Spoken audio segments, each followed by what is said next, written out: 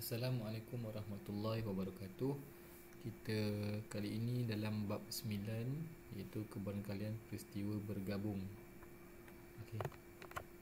Baik, kita lihat soalan pertama. Tulis ruang sampel bagi peristiwa bergabung berikut. Okey. Peristiwa A, 2 keping shilling 50 sen dilambung secara serentak. Okey, 2 keping shilling. Bermaksud dekat sini, okey, first shilling, okay, dia boleh jadi kepala atau ekor. Okay, ada dua kepilihan atau dua kebarangkalian. Manakala untuk second shilling pula, okay, pun sama, ada pilihan sama ada dapat kepala atau dapat ekor. Okay. Dapat kepala atau dapat ekor. So daripada peristiwa bergabung ini, kita ada 4 kesudahan atau 4 hasil, iaitu sama ada dapat dua-dua kepala, atau dapat kepala dan ekor, atau dapat ekor dan kepala, atau dapat ekor dan ekor. Okay, so dia nak ruang sampel kan. So ruang sampel kita adalah, okay, ada 4 kesudahan kan. Okay, so kepala, kepala ekor, ekor kepala, ekor ekor. Okay, ada 4 kesudahan. Baik, kita lihat soalan B. Okay, soalan B ni tak cukup ruang. Saya buka ruang baru sekejap. Sekejap ni.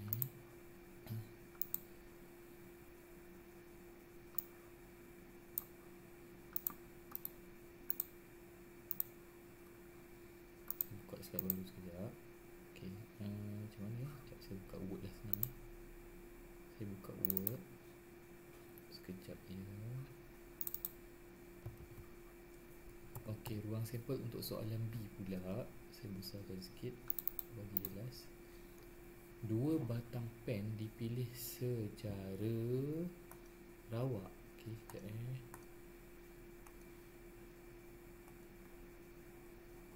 Okey, 2 batang pen dipilih secara rawak.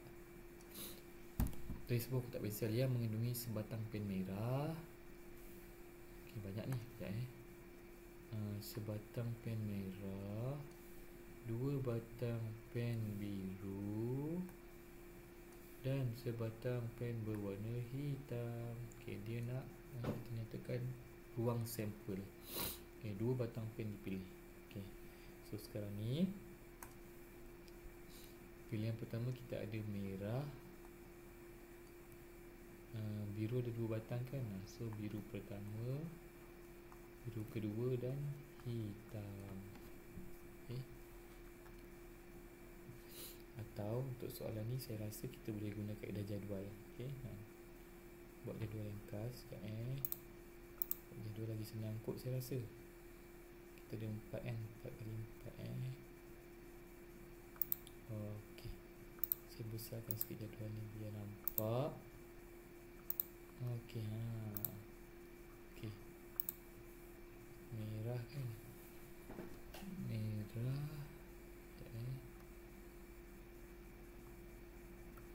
Okay, kita ada sama ada merah. Oh, tak keluar pula. Sekejap ya. Okey dah. Kita ada merah, biru, biru yang kedua, dan hitam. Okey, merah, biru pertama, biru kedua, hitam. Okay, so kesudahan pertama kita ada merah dan merah. Kesudahan kedua kita ada merah dan biru yang pertama. Kesudahan ketiga kita ada merah dan biru yang kedua.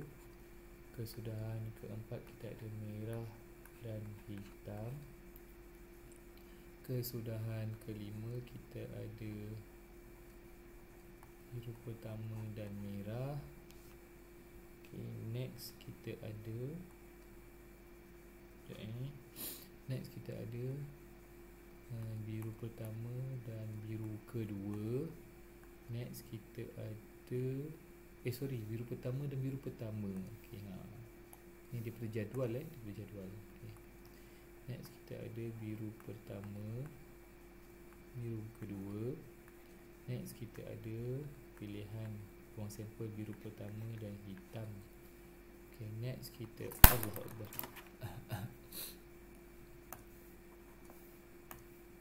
Next kita ada biru kedua dengan merah. Next kita ada biru kedua, biru pertama. Next kita ada biru kedua dan biru kedua. Next kita ada biru kedua, hitam. Okay. Next kita ada hitam dan merah. Next kita ada hitam dan biru pertama. Next kita ada hitam dan biru kedua. Next kita ada hitam dan hitam. So inilah 16 ruang sampel yang ada untuk peristiwa bergabung bagi soalan 1B.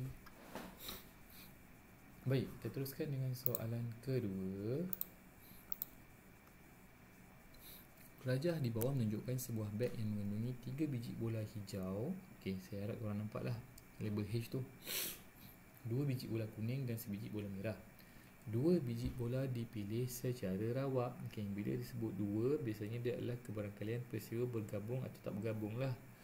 Okey, jika dia dah tak syarat lah jika ni. Okey, saya highlight dululah. Jika bola pertama berwarna merah, maka bola itu akan dipulangkan ke dalam beg sebelum bola kedua dipilih.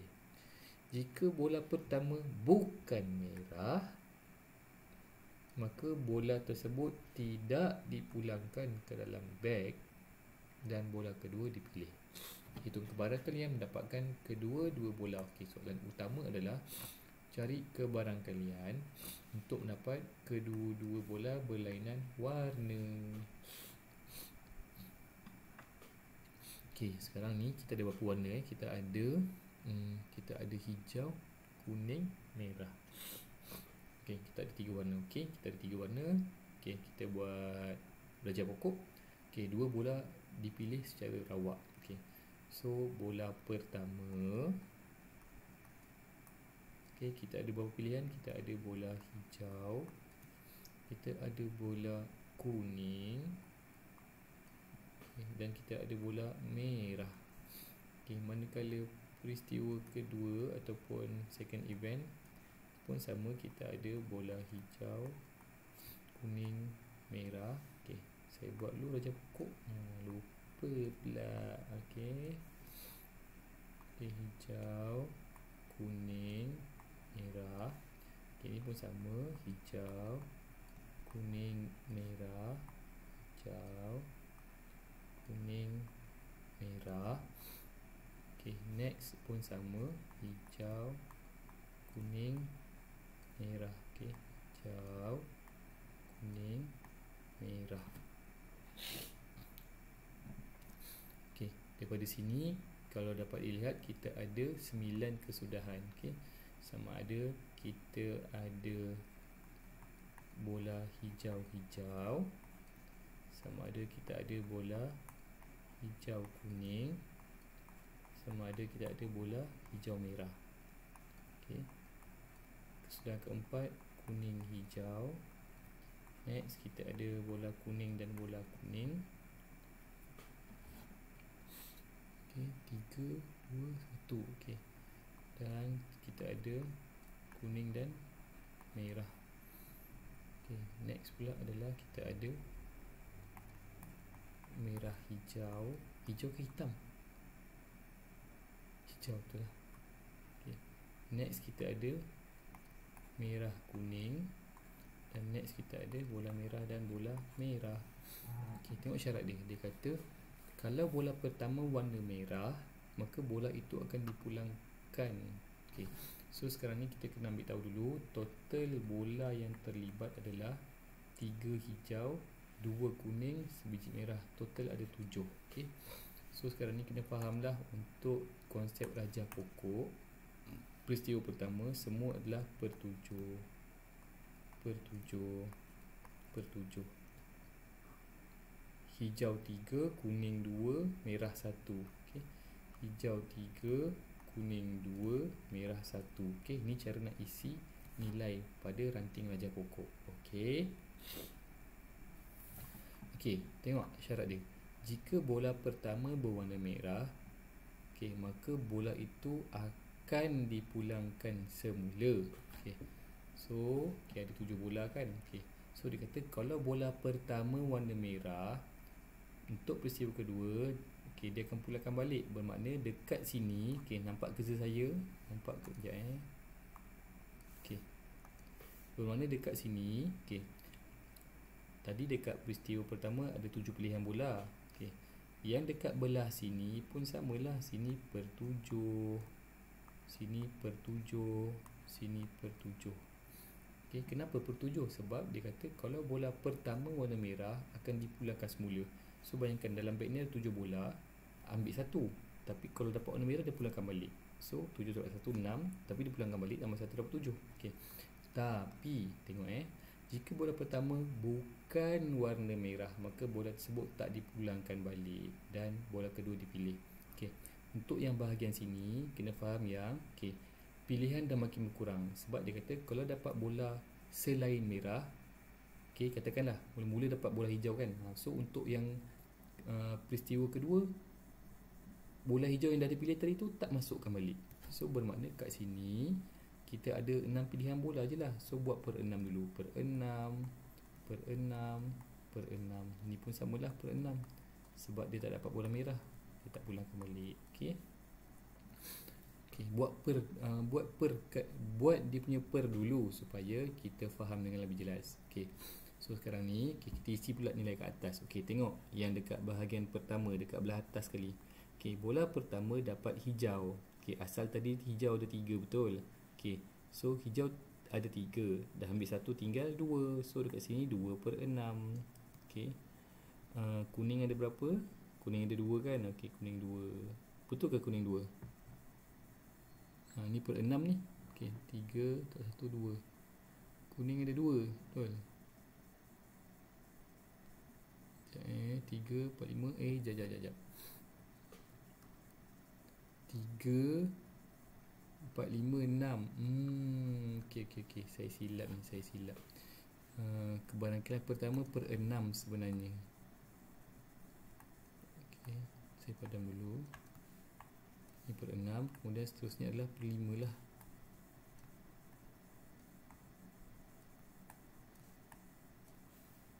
Saya betulkan dulu ni per 6, per 6, per 6, per 5, per 5, per 5, per 5, per 5, per 5. Yang ni per 6 sebab bilangan bola pada peristiwa kedua tak berkurang. Per 6, per 6, per 6. So N bukan 7 N 6. Okay. So dekat belah sini hijau tinggal 2. Next kuning ada 2 sebab tak ambil apa-apa pun, dan merah 1. Okay. Yang ini pula asal tadi peristiwa pertama kuning ambil 1. Kuning asal ada 2, so kuning tinggal 1. Hijau ada 3, merah ada 1. Okay. Saya besarkan dulu bagi nampak. Oh, besar sangat, sorry. Okay, yang ni pula. Okay, merah asalnya ada 1. Okay, tapi kan dipulangkan balik, so still ada 1 juga dekat sini. Okay, hijau ada 3, kuning ada 2. Okay, so ini cara kita melengkapkan nilai pada rajah pokok. Barulah boleh kira kebarangkalian.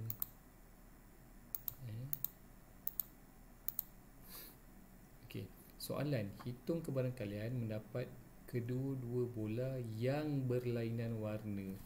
Okay, so berlainan warna banyaklah. Kita cuba cari kebarangkalian yang dapat dua-dua warna yang sama. Yang sama. Okay, yang sama kita akan dapat inilah hijau dengan hijau. Okey, kuning dengan kuning dan merah dengan merah. So nak dapatkan kebarangkalian yang dia nak ni adalah, caranya adalah caranya adalah kebarangkalian penuh kita tolakkan dengan kebarangkalian yang dapat dua-dua bola sama warna. Okey. So tolak P H H, tolak P K K dan tolakkan dengan P M M. Sama dengan Allahu Akbar. Sorry. Saya tengah shaking ni, Ha. Satu tolak. Kebarangkalian untuk dapat hijau dan hijau kat sinilah. 3/6 darab 2/5. 3/6 darab 2/5 tolak. Kebarangkalian untuk dapat kuning-kuning. Kuning-kuning dekat sini 2/6 darab 1/5. 2/6 darab 1/5 tolak. Kebarangkalian untuk dapat merah-merah. Merah-merah dekat sini kan, sini. Tengok sini, naik 1/6 dengan 1/6. So 1/6 darab 1/6. Baik, kita kira 1 tolak 6/30 tolak 2/30 tolak 1/36. Baik, kita kira sama-sama dapat berapa. 1 tolak 6/30 tolak 2/30 tolak 1/36. So kita akan dapat jawapannya 127/180. Wah, enjoynya jawab soalan ni. Seronok kan? Inilah kebarangkalian dia. So ni soalan nombor 2. Baik, saya teruskan dengan soalan ketiga. Kebarangkalian Zeti dipilih sebagai pemain pingpong sekolah ialah 3/4. Manakala kebarangkalian Aisyah. Sekarang ni dia cerita pasal dua orang. Dia cerita pasal Zeti, dia cerita pasal Aisyah. Aisyah. Itu kebarangkalian bahawa kedua-dua murid dipilih sebagai pemain pingpong. Sekarang ni ada dua pilihan lah. Sama ada dia nak pilih first, dia nak pilih kedua-dua kan. So sekarang ni first event, kita anggaplah dia nak pilih Zeti. Second event pula kita anggap dia nak pilih Aisyah. So sekarang ni ceritanya adalah sama ada dipilih atau tak sebagai pemain pingpong, betul? So untuk Zeti kita buat macam ni lah. Kita buat sama ada dia dipilih P ataupun dia tak dipilih P prime. Kan mudah tu. Sama juga dengan Aisyah. Aisyah pun ada dua pilihan ataupun dua ketetapan, sama ada dia dipilih atau dia tak dipilih. Dipilih atau tak dipilih. Dipilih atau tak dipilih P prime. So daripada sini kita ada 4 kesudahan. Kesudahan pertama adalah PP, di mana Zeti dipilih dan Aisyah dipilih. Boleh faham ya? Kesudahan kedua, Zeti dipilih dan Aisyah tak dipilih. Zeti dipilih, Aisyah tak dipilih P prime. Kesudahan ketiga, Zeti tak dipilih dan Aisyah dipilih. Manakala kesudahan keempat, Zeti tak dipilih, Aisyah pun tak dipilih. P prime, P prime. Ni adalah step nak melakar atau membina raja pokok. Tapi dalam raja pokok, setiap ranting dia ada nilai kebarangkalian diorang. So ikut saya cara nak isi nilai kebarangkalian. Untuk Zeti dipilih sebagai pemain pingpong adalah 3/4. Kalau dia dipilih 3/4, ni untuk Zeti Zeti dipilih 3/4, bermakna 1/4 kemungkinan dia tak dipilih. Boleh ikut saya? Boleh kan? Okey. Untuk Aisyah pula ceritanya adalah kebarangkalian untuk dia dipilih adalah 2/5. Okey. Aisyah mungkin 2/5 dipilih. Okey. So 3/5 tak dipilih. Okey. So yang ni pun sama, dipilih mungkin 2/5, tak dipilih mungkin 3/5. So nampak tak, untuk soalan ketiga ni kita sedang membincangkan tentang soalan kebarangkalian peristiwa tak bersandar, di mana second event dia tak dipengaruhi daripada first event, ataupun kita boleh cakap first event tak efek pun pada second event. Okey. Okey, soalan 3A ataupun 3 yang pertama. Okey, saya tukar pen sekejap. Okey. Cari kebarangkalian, hitung kebarangkalian bahawa kedua-dua murid dipilih sebagai pemain pingpong. Okey. So daripada 4 kesudahan ni, cuba cari yang mana kesudahan yang dua-dua dipilih. P dan P lah kan. Okey. So untuk soalan ni, adalah kebarangkalian bagi Zeti dipilih dan Aisyah dipilih. Banyak no, P P P P P. Macam lagu air kalpis. Okey, so kebarangkalian bagi P dan P adalah kat sinilah. Tengok ni P dan P ni, tengok kerja saya. Okey. Okey, daripada ranting sini dan sini. So kebarangkalian adalah 3/4 darabkan dengan 2/5. Okey. So kita akan dapat 6/20. 6/20, di mana nilai ni kita boleh kecilkan, kita akan dapat 3/10. Okey, so ni kebarangkalian untuk kedua-dua dipilih. Okey. Next kita tengok soalan 3 yang kedua. Okey, hanya seorang murid dipilih sebagai pemain pingpong sekolah. Okey, daripada 4 kesudahan, mana yang boleh masuk? Okey, yang kedua ni lah. Okey, sebab yang kedua ni Zeti, tengok kerja saya. Okey, ni Zeti dipilih dan Aisyah tak dipilih. Okey, so ni boleh masuk. Dan kesudahan ketiga pun boleh masuk sebab Zeti tak dipilih, Aisyah dipilih. Tengok soalan hitung kebarangkalian hanya seorang murid dipilih. So yang dapat masuk dalam soalan 3 yang kedua ni adalah P prime dengan P prime P. Okey. So cara nak kira kebarangkalian ni adalah, okey, kebarangkalian bagi P prime atau tambah atau kebarangkalian bagi P prime P. Baik, kita buat pengiraan. Okey, so P prime datang, okey, tengok dia boleh cabang mana. Okey, 3/4 darab 3/5. Okey, 3/4 darab 3/5 tambah, okey, P prime P ni cabang dia, ya, ni dan sini. 1/4 dengan 2/5. Okey, kita buat pengiraan, kita akan dapat 9/20 tambah 2/20. So berapa jawapan kita? Kita akan dapat 11/20. Okey.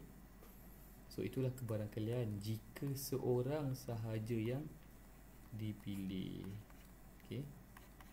Kini untuk soalan nombor 3, contoh peristiwa bergabung, contoh peristiwa tak bersandar. Baik, kita teruskan dengan soalan keempat. Okey, soalan makin menarik. Soalan keempat, raja di bawah menunjukkan 4 kad berlabel di kotak A dan 3 kad berlabel di kotak B. Anis dikehendaki membentuk nombor 2 digit. Okey, bermaksud dia kebarangkalian 2 kad dipilih lah daripada satu kotak A, daripada satu kotak B. Okey, Anis dikehendaki membentuk nombor 2 digit daripada kad-kad berlabel dalam kotak A dan B. 2 kad dipilih secara rawak. Nampak tak, ayat dah bagi tahu kat sini. 2 kad dipilih secara rawak. 1 kad daripada kotak A dan 1 kad lagi daripada kotak B. Okey, so dia tak dicampur lah. Maksudnya kotak A ambil 1 kad, kotak B ambil 1 kad. Okey, senaraikan ruang sampel. Okey, untuk soalan A, ruang sampel insya-Allah tak menjadi masalah. Okey, tengok okey, kotak A ada 4 pilihan, kotak B ada 3 pilihan. So 4 darab 3 dapat 12. Okey, so kita ada kemungkinan 12 ruang sampel lah, ataupun 12 kesudahan. Okey, so senang je caranya. Okey, satu mungkin combine dengan 4, mungkin combine dengan 6, mungkin combine dengan 9. Itulah cara dia. Okey, so So ruang sampel kita adalah 1, 4, 1, 6, 1, 9. Okay, next 5 pula. Samalah. Mungkin 5 combine dengan 4, mungkin 5 combine dengan 6, mungkin 5 combine dengan 9. Okay, 5 combine 4.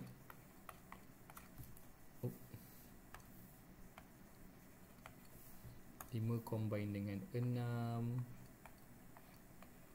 5 combine dengan 9 lagi. Samalah, 6 pun sama. Okay, 6 combine dengan 4, 6 combine dengan 6, 6 combine dengan 9. Okay, 9 combine dengan 4, 9 combine dengan 6. Sekejap ya, saya padam sekejap.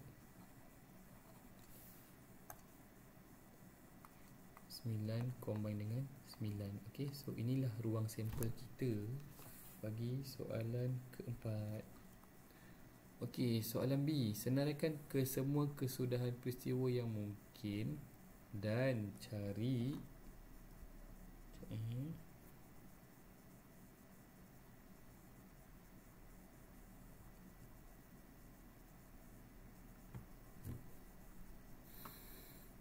sekejap. Senaraikan semua kesudahan yang mungkin dan cari kebarangkalian bagi peristiwa tersebut bahawa kod adalah nombor ganjil. Okey, sekejap bahawa kod adalah nombor ganjil. Sebab sekarang dia nak buat satu password nombor 2 digit. So 1416 dan 19 semua ni dia bercantum lah, dua nombor tu bercantum, dia akan jadi nombor 2 digit. Faham tak? So jawapan ni kita ubah. Jawapan ni macam ni sebenarnya. Okey, 14 tu dah akan jadi 14 lah. Faham macam tu. 16 dah akan jadi 16 dah akan jadi 16. Okey, 19, 54, 56, 59. Allahu Akbar.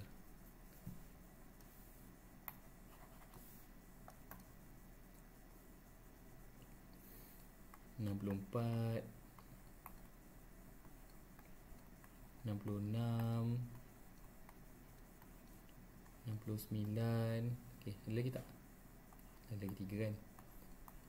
94, 96, 99. Okey, so ni kesudahan ataupun ruang sampel yang ada lah. Baik, okey. Kebarangkalian. Okey, soalan B1 nak cari kebarangkalian kod yang bernombor ganjil. Kod yang bernombor ganjil. Okey, sekarang kita sekejap. Ada berapa kesudahan? Ada berapa ruang sampel yang ada ni? 1, 2, 3, 4, 5, 6, 7, 8, 9, 10, 11, 12. Okey, sekarang ni total sample space kita adalah 12. Okey, ada 12. Okey, kalau kad yang bernombor ganjil okey, saya guna highlight lah. Kita nak cari nombor ganjil. Okey, so nombor ganjil sekejap kita check dulu sini. Soalan B kan, soalan B.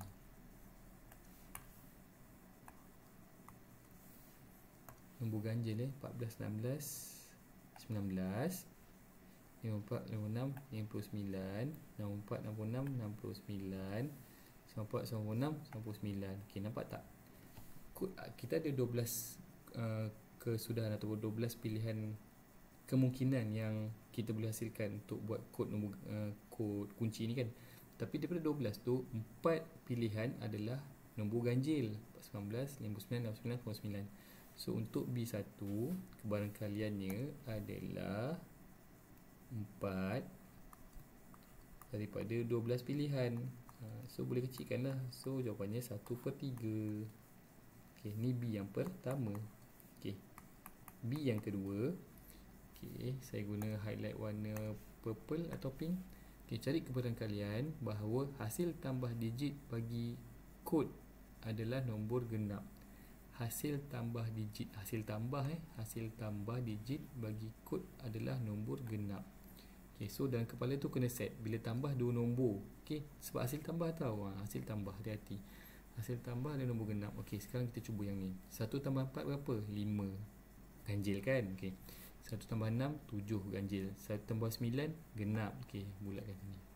1 tambah 9, 10, genap lah. 5 tambah 4, 9, ganjil. 5 tambah 6, 11, ganjil. 5 tambah 9, 14, genap. Ok, ambil lagi. Ok, 6 tambah 4, 10, ganjil. 6 tambah 6, 12, ganjil. 6 tambah 9, 15. 5, 9, 14, genap. 6, 4, 10, genap. 6 tambah 6, 12, genap. 6 tambah 9, 15, ganjil. Tak payah. Ok. 9 tambah 4, 13, ganjil. 9 tambah 6, 15, ganjil. 9 tambah 9, 18, genap. Okay. So yang genap saya wakilkan dengan warna highlight, warna pink. So daripada 12 kesudahan kita ada 1, 2, 3, 4, 5. Kita ada 5 yang kombinasi hasil tambah 2 kombinasi tu nombor genap. So 5 per 12 lah jawapannya. Okay. Senang kan? Okay. So ni jawapan untuk soalan nombor 5. Nombor 4, sorry. Baik, kita teruskan dengan soalan nombor 5. Okey, sekejap sebelum tu. Okey, nombor 9 ni adalah contoh bagi tapi dia nak 2 kan, 2 kad. 2 kad bermakna peristiwa bersandar atau tak bersandar lah. Okey, kita tengok nombor 5. Okey, kebenaran kalian seorang penerima vaksin COVID menunjukkan alahan terhadap vaksin Pfizer adalah 0.1. Dah tahu dah kalau soalan macam ni kebanyakan daripada korang memang akan lebih gemar meninggalkan soalan ni. Tapi tak apa, baca je. Okey. Vaksin Pfizer ini telah diberikan kepada 2 orang penerima vaksin. Okey, 2 orang. Lakar satu gambar raja pokok untuk menunjukkan semua kesudahan yang mungkin. Okey. Kemudian hitung kebenaran kalian. Okey. Bahawa penerima vaksin pertama menunjukkan alahan. Okey. Menunjukkan alahan. Okey, senang je sekarang ni. Okey. Kejap Okey. Macam mana nak tahu dia 2 peristiwa ke atau 3 ke atau 1 ke? Okey, tengok Vaksin Pfizer telah diberikan kepada 2 orang penerima vaksin. 2 orang penerima vaksin. Okey, info dekat sini kita dapat tahu yang dia adalah peristiwa bersandar atau tak bersandar sebab melibatkan 2. Okey, kejap Okay, lagi satu sebab dia bagi clue lukis ataupun lakar satu gambar raja pokok. Sebab gambar raja pokok ni biasanya peristiwa bergabung bagi bersandar tak bersandar. Okay. But sometimes saling eksklusif dan saling tak eksklusif pun boleh je guna raja pokok. Okay. Okay. Tapi okay. Itulah baca soalan kat sini kan baru kita dapat clue. Okay. Hitung kebenaran kalian. Penerima vaksin pertama menunjukkan alahan. Okey, sekarang ni berapa orang? 2 orang kan? Okey. So 2 orang tu kita anggap dia sebagai 2 peristiwa, okey. So jap saya ataskan sikit. Sorry. Tak bergerak. Jap Okey, 2 orang menunjukkan 2 peristiwa, okey. So first event adalah orang pertama, jap okey. Second event merujuk pada orang kedua. Okey. So first event orang pertama, second event orang kedua. Okey.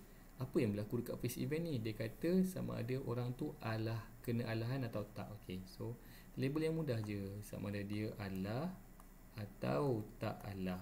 So A alah, A prime tak alah. Sama juga dengan orang yang kedua. Adakah dia alah atau dia tak alah? A prime jugalah. So buka cabang dia. Gitu. Okey. Alah tak alah. Okey. A prime. Okey. So dekat sini daripada raja pokok kita akan nampak dia ada 4 kesudahan, sama ada dua-dua mengalami alahan. Okey, atau sama ada orang pertama alah, orang kedua tak ada masalah. Okey, kesudahan ketiga orang pertama tak alah, orang kedua kena alahan. Ataupun mungkin dua-dua tak terima pun alahan, tak ada masalah pun bagi dia, ambil Pfizer macam tu lah. Okey, kita sekarang ingat setiap raja pokok, ranting pada raja pokok mesti ada nilai. Okey, so kita tengok dekat soalan. kebarangkalian seorang penerima vaksin menunjukkan alahan. Kebarangkalian seorang menerima vaksin yang kena alahan adalah 0.1.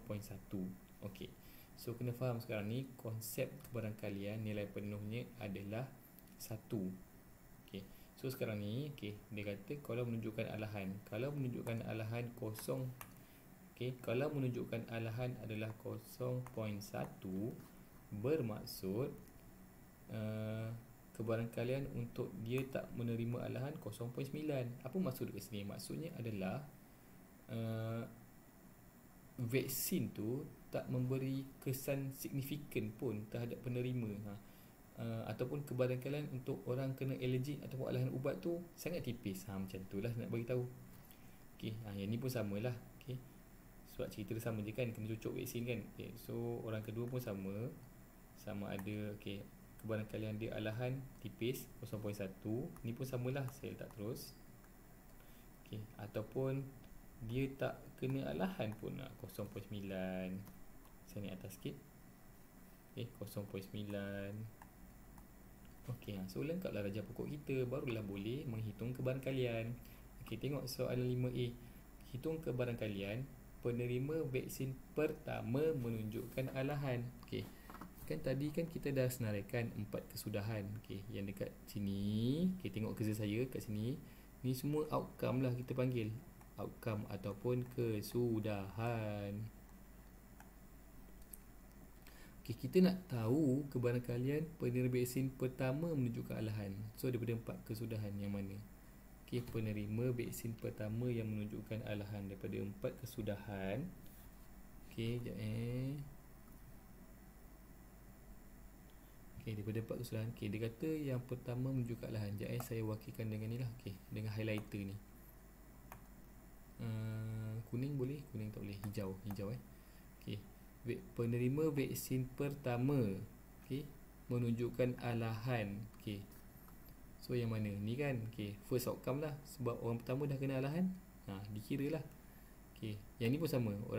Orang pertama menerima alahan. Jadi untuk soalan A,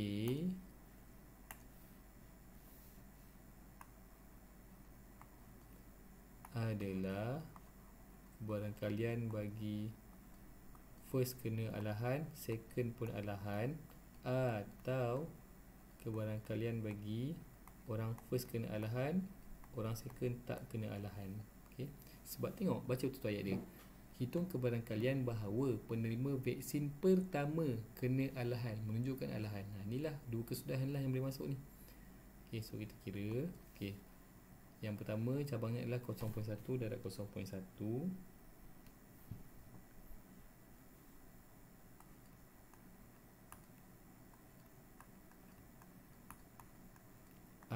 Atau cabang yang kedua adalah 0.9 dan 0.1 ni kan. 0.1 darab 0.9. Kita tambahkan sekejap. Atau terus kira, kita akan dapat nilainya 0.1. Sekejap saya double check. 0.1 kuasa 2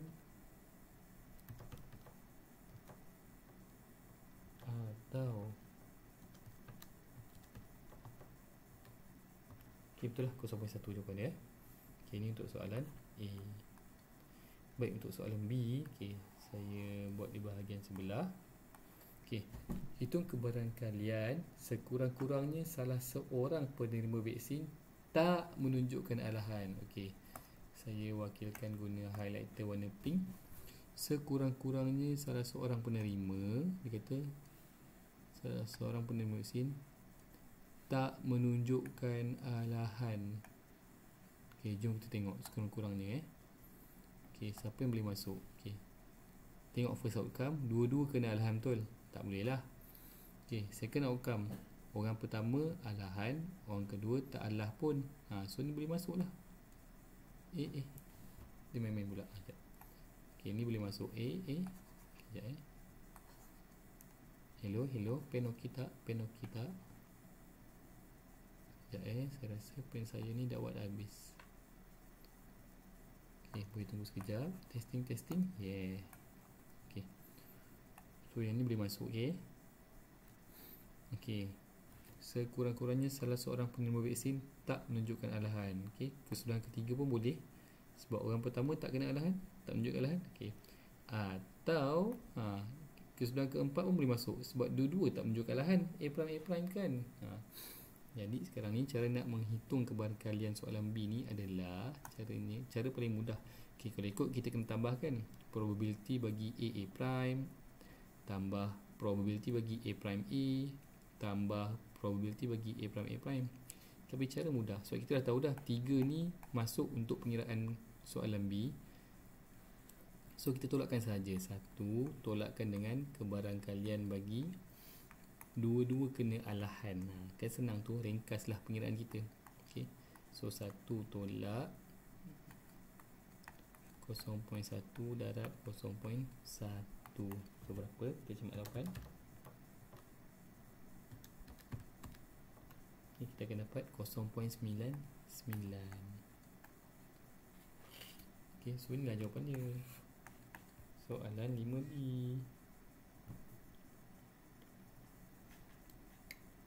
Okay, so diharap video ini dapat membantu sedikit sebanyak untuk memahami dengan lebih jelas bab kebarangkalian peristiwa bergabung. Okay, sehingga berjumpa lagi. Assalamualaikum warahmatullahi wabarakatuh.